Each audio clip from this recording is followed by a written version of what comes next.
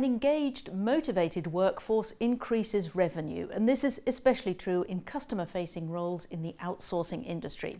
One company that really takes looking after its team to the next level is TELUS International, a global contact centre and IT outsourcing company that handles over 200 million customer care interactions a year for some of the world's biggest brands from their locations in North and Central America, Europe and Asia. Well, how far should we go to keep our employees happy? Let's now talk to the President and CEO of TELUS International, Jeffrey Puritt. I'm Sarah Lockett. Welcome to the Business Debate.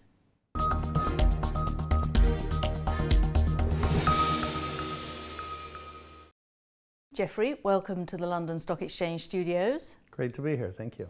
Now, most companies say that they look after their employees, of course, but they have health plans and so on, but you really take it to the next level. What are some of the things that you do? Well, we really believe in having a caring culture for our employees. It's so critically important for us to attract and retain and engage the best talent possible. And so we try and provide them with an environment that fulfills their expectations, that inspires them to do their best every day. So we include not just healthcare plans for our team members, but for their families, including their parents. We provide them with on-site gymnasiums, on-site daycare. We provide them with breakout rooms, video games, basketball courts, soccer fields, everything to really try and inspire them to do their best. And why do you feel as a company that you want to give this much back? Well, it's such a competitive business now. In order to attract and retain the best talent, we really need to go out of our way to distinguish ourselves from the competition. We're not going to get the best engaged team members if we simply provide them with a place to punch a time card and to collect a paycheck. Rather, we're looking to provide them with something more inspiring every day. And why have you gone to such lengths to invest in staff and their parents even? How does it help your business?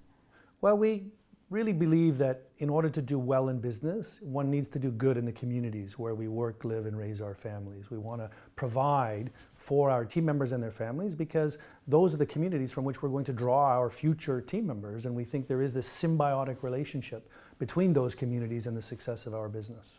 I mean, unless people's parents are taken care of, can the people actually not leave home to work? Exactly right. And indeed, in many of the countries where we operate, the team members are predominantly millennials, and the cultural bias is they continue to live in their parents' homes until they marry and have children. And because so few of them are married and have children, providing them with insurance coverage for their children has no compelling benefit. On the other hand, providing insurance coverage for their parents, who in most cases have never had that benefit at all, is hugely valuable. And interestingly, in the morning, some extra motivation from his or her parent to remind them that they need to be at work on time for fear of jeopardizing the parents' insurance coverage is not a bad insurance policy for us. Now, you ironically almost use technology to make interactions with customers more human and more personal. Tell me about that. Well, we've seen the proliferation of the Internet of Things, connected devices, connected homes.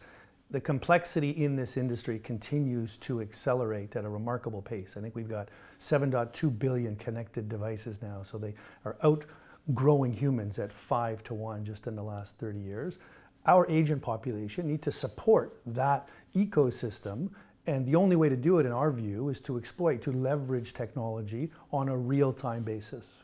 And so your staff are expected to know all of the touch points, omnichannel, that your customers have been connecting with the brand. How do they do that? So indeed, omnichannel really is, I think, where the industry is going. It's a consumerist nirvana now, where customers want to buy what they want, when they want, whenever they want. They want to be able to reach out late at night from their smart device via chat, email, text, or voice. And they expect their service provider to know who they are when they arrive through any one of those channels, to know what their buying preferences are, to know how much money they spent the month before last, and to help them along that journey everywhere they can. And so our agent population need to be trained on every one of these different formats and to leverage technology to provide a better client experience. Now, outsourcing is still done mainly to save money, but if that's the main motivation, it tends to fail, would you say? Well, it's hard to say that it will fail if they're not looking for anything besides cost savings, but the reality is the evolution of outsourcing has really been, it's no longer just about your mess for less. It's not just about exploiting wage arbitrage.